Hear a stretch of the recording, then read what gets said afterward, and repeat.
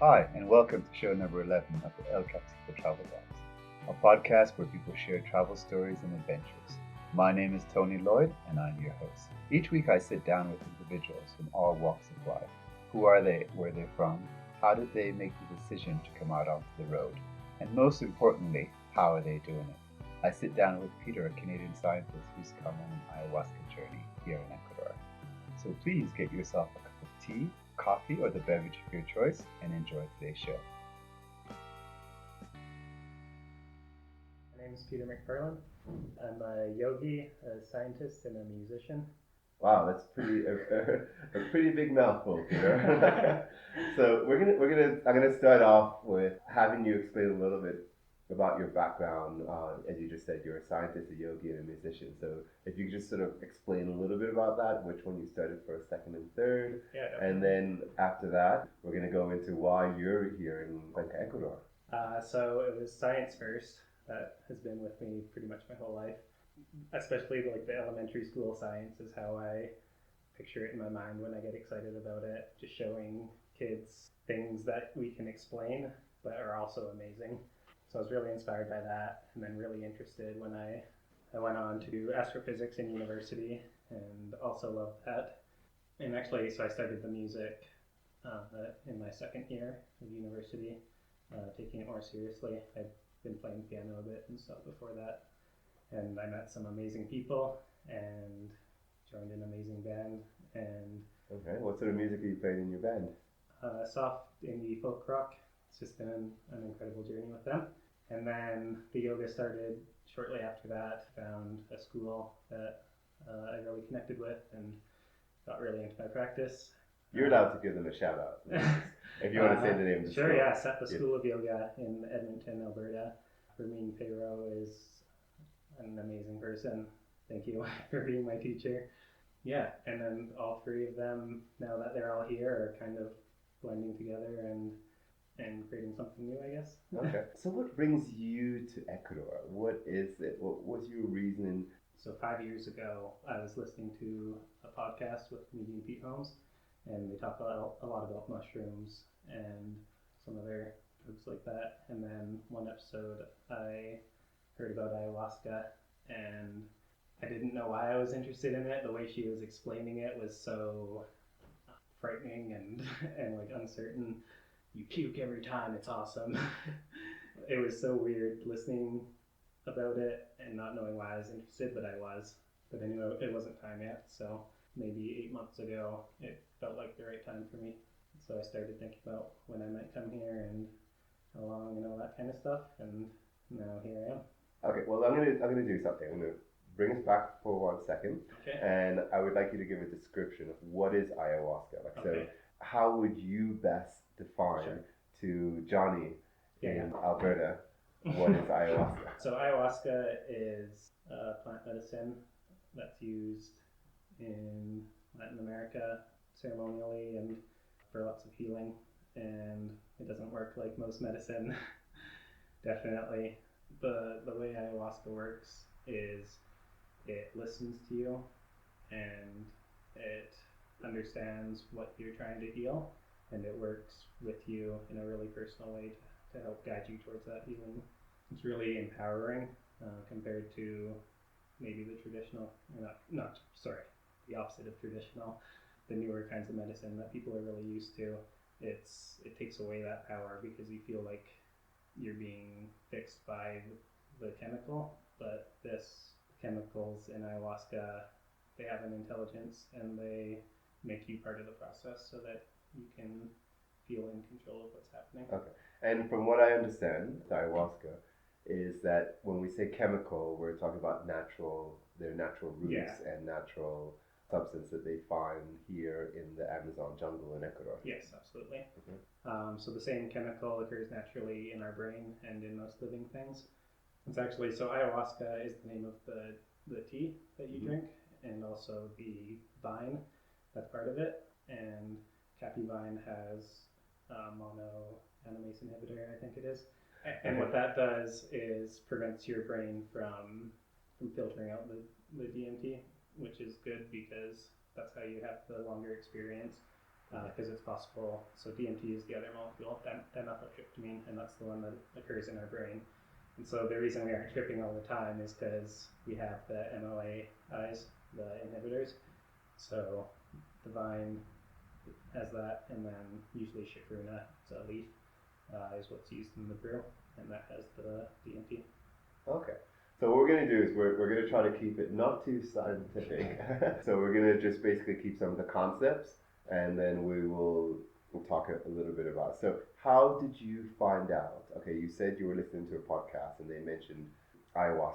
And then how did you find out that you could come to just outside of Cuenca, Ecuador? Just research online through erowid.org is a really amazing site. They have lists of effects and legalities of lots of different stuff. Erowid, E-O-R, yeah, E-O-R-W-I-D. Okay. Yeah, so I was reading on there that it was legal, and then I guess I must have researched that and found there's another site that everyone should use, Aya Advisors. It's like TripAdvisor, but just for ayahuasca retreat centers. And that's really important because some of them aren't so helpful as others. Okay. We keep having this buzz in the background that you're hearing. It's our doorbell from the hostel. We'll continue going. Yeah, so I was on Aya Advisors and I found an amazing place called Gaia Sagrada. Just about 40 minutes outside of Cuenca, Ecuador, right? Yes. Okay. Yeah. So reading the reviews, just reading about that center, and I felt like it was the right one for me, and made it really easy to. They have scheduled 10 to 12 day retreats that you can do, 5, 7, or 12. They have a set schedule, so it makes it really convenient. Once we find them online, what sort of conversation was going on? They had this kind of a small application talking about myself and my purpose with the medicine and with coming to the center, and then after that, I didn't have many questions, honestly. I just wanted to go and experience it for myself, and exactly what I did, and they made it comfortable and amazing the whole time. Okay, friends and family, what were they saying? Because for regular travelers that are just traveling and just coming to see the mountains and the churches of Cuenca and the different parts of the city and the country of Ecuador, people are worried. But then you say, I'm going to South America to literally trip. I think people can probably tell by now that I'm a pretty weird person, so everyone who knows me and has known me for a long time just understands when I do weird things. But I do understand the fear, and I did get a bit of that as well. I told my dad first, and he's a really supportive person, and he said, whatever you want to do with your life, I'm happy about it as long as you're happy. And that's why I told him. Thank you, Dad. Thank you, Dad. That's why I told him first. And that was even before I had planned the trip a few years ago. Other people, I think it's just about the language you use that makes it sound not scary, because when you talk about ayahuasca, you can make it sound really scary, but you can make it sound really welcoming too, and really safe. And same for South America, I think. I know that there's crime everywhere around the world. It's unavoidable. What were some of the things, the things they told you to do? They told me to write a lot, which I have been. I love journaling, and it's essential to me anyways for understanding the experiences I've had with traveling and with ayahuasca. And then besides that, the diet, you want really low fatty foods and oils and stuff, really low salt, really low sugar. Ideally, if you can do it, the best diet would just be legumes, lentils, rice, quinoa, like grains, fruits and vegetables. No drugs and alcohol. There's especially some pharmaceuticals, antidepressants, and a couple other things that interfere really poorly with ayahuasca, so they made sure everyone knew that kind of stuff ahead of time, and if they were on these things to stop. And so yeah, I went in feeling the cleanest I've ever felt. Okay, get there. If you could just give us a little bit of imaginary of what the place looks like a little bit. Yeah, they have pretty much the same options as a hostel. They have some dorms, some single rooms, some double rooms, and then it was all separate buildings, kind of on the side of a mountain area, like perfectly in nature, nothing else going on. There was 2 farms on either side, the other 2 properties, cows roaming around. Okay. You imagine some sort of a beautiful Andean view. Mm-hmm. Yeah, definitely. Wow. Yeah, and they had and a really awesome kitchen filled with work exchangers who were making food when I got there, so I got food right away. It was really, really tasty food, but within the proper diet, and it was really amazing what they made there. And we had a fire that night and met the owner of the retreat, Christine, and yeah, got really well welcomed. Okay, so here's a part that I think people have been waiting to hear. Let's talk about it. The actual, here comes the moment. So tell us about this moment when you actually do it. So the ceremonies at Gaia, there's about 30 people in a circle around a fire, and they do an opening ceremony. They bless everything they have with them, their instruments, the ayahuasca, different plants to help throughout the ceremony. So they blessed it all, and they made prayers to the fire, and they thanked the opportunity to have the experience we're about to have, and so that all set the tone really, really well. And we also fasted throughout the day, so that kind of just like gave a sense of having lots of space to welcome something in. And that's kind of what happened for me, was I was welcoming a spirit into me as I took my drink. So then what happens after that? What does it taste like? Is very bitter, very, very bitter, but you get used to it. Walk us through what is happening. For me, it was a really slow process of, I started sitting, feeling really focused, paying attention to kind of falling back into a bit of a sleep, although you don't fall asleep, but just slowly leaning back and then lying down and then closing my eyes. And at this point, it's going to be different for everyone. Oh yeah, this is definitely. This is when it starts getting really personal. Like you share the ceremony, you share the flight and all of that, but this is when it becomes your trip, your journey. Okay. My first one was really hard. I just kept having awful memories flooding back into my mind, and regret, and feeling like I had given people pain, and that I wanted to take it back, but I just didn't know what to do with all this pain. So that was really difficult, and I didn't purge for a long time. It was almost 3 hours, and like everyone else in the room around me had been purging. But yeah, it took me a long time to have my first purge, and that was because I was keeping it all in. Like all the bad feelings that I was having in those first hours, I was keeping within me, and then finally they were allowed to just come out. And that's one of the main ways the medicine works is allowing this stuff, or sometimes forcing this stuff to come out of you, so that you can let go of it. Okay, so you finally purge, and then how long is this process? Like, how long are you in this state of, what would you call it? A dream is a good word. Okay. Not everyone sees visuals or travels to other worlds and stuff like that, but most people have at least some images or some memories, or yeah, dream is a good word. Okay. So the ceremony goes for 7 hours, and they serve multiple rounds. So you're basically in this dream for 7 hours. Yeah, I mean, you can come out of it, and you will come out of it after some time, and then so after like 3 hours, they gave another round of ayahuasca if you wanted it, and then it kind of comes back on a bit. And then for me, at the end of the ceremony, I was always awake, just watching the fire, listening to the music and stuff. So dreaming lasts maybe Day. What does the next hour feel like after that? very tired at the end. It goes 7, 8 at night until 3 in the morning, kind of thing. So, and you haven't eaten since lunch, and you just had a big experience. So very, very tired. But also, for me, I wanted to write a lot, because throughout the dream, I had received so much information and learned so much that I wanted to get that. Yeah. Okay. Did you find some of the answers you were looking for? Finding, I guess. It's the process doesn't end when the retreat ends by any means. It almost really starts once the retreat's over. What ayahuasca does best, I think, is create space. Like I said, I eliminated a lot of bad feelings, and once those are gone, there's so much mental energy, so much emotional energy to kind of be able to redistribute to different things.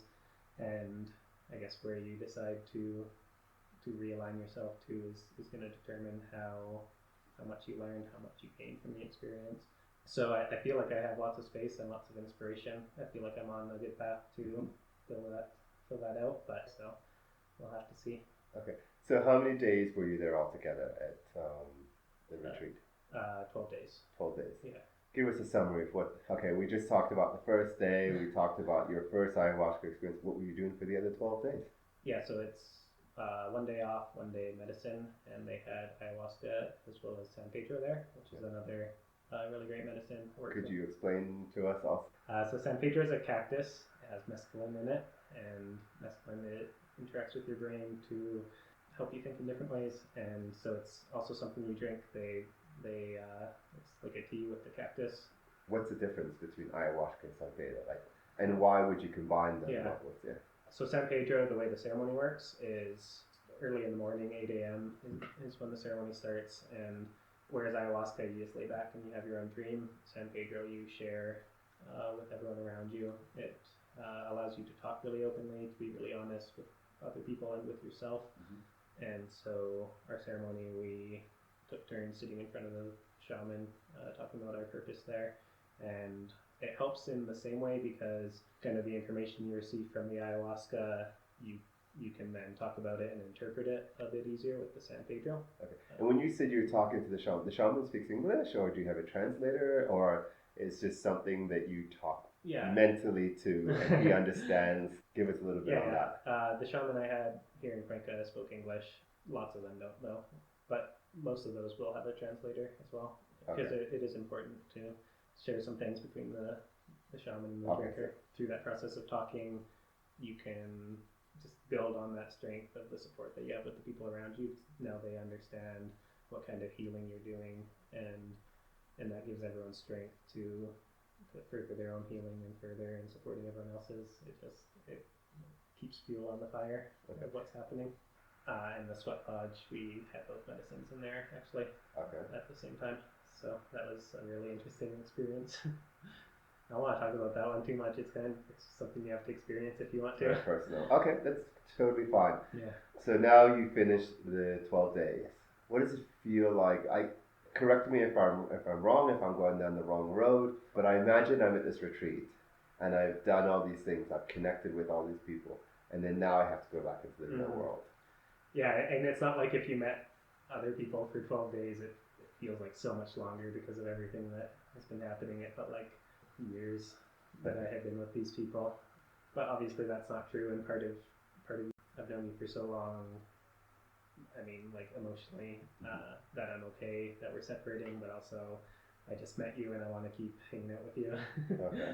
So yeah, it's a lot of mixed feelings. I'm imagining that there are people from different countries, the different nationalities, but like how many different nationalities were with you? 10, 12 maybe, I think. Okay. Yeah. They put you back on the minivan and you're on your way back to the city. What were some of the feelings that were going through your mind as you're heading back into the quote unquote the real world? Well, it's not like you just get separated from everyone right away, so we all kept hanging out for a bit in Cuenca, and it felt like we were all bringing some of the magic from there back out with us and sharing it with people, so a really exciting feeling, and just making plans for that. Okay, and then after that, each person started drifting off to their own direction. Yeah. What's next? I've been here a week, and I'm flying back 3 days, so. Okay, and what are some of the anticipations you have for home? So this last week at Cafecito, I've just been relaxing a lot on the patio, which has been great, doing lots of writing, preparing myself for integrating back, and yeah, I'm going to spend lots of time with family first, and then time in my hometown, hopefully reconnecting with some people that I haven't seen in a while or I've been in contact with, but just not a strong connection. I want to make so many of those connections with all the people in my life. That's what I want to be doing right now. Okay. That's kind of like the first thing, and then once I have that set up and I have that support and that love that I had from the retreat, I bring that back with me to my community. Once I have that set up, I want to start working on everything. I want to do more science, more music, more yoga. Sounds all exciting. So it's like the new birth, the new starting over. Yeah. Okay. I wish you all the best. Since our time is coming to an end, what could you recommend about doing something like you've done? Let's end with that. Some word of advice from you on that. I think reading is really important. I've talked a lot about writing throughout this episode, and it's writing is to help integrate the knowledge for yourself, but it can also communicate a lot. So it's important to see lots of different perspectives, different opinions about whatever it is you're interested in, and then you can create kind of a big picture view of what you're trying to understand. Thank you for taking the opportunity to talk with me. It's an amazing trip. Thank you for having this space, this project. It's really amazing to be a part of, and I'm really happy about where it's going. So thank you. Thank you for listening in, and as always, I hope you enjoyed today's show. Please don't forget to subscribe and also to check out our Facebook page with the written stories. And any comments or observation that you'd like to send, you can please send us an email at elcafecitotraveltalks@gmail.com. I look forward to hearing from you and hope to meet you someday here in the El Cafecito in Cuenca, Ecuador, and also in our sister location in Quito, Ecuador. To also give a shout out, as always, to our editor, Marshall. If you'd like to contact Peter for some more information, his email is in our podcast notes. So please take care, be safe, all the best.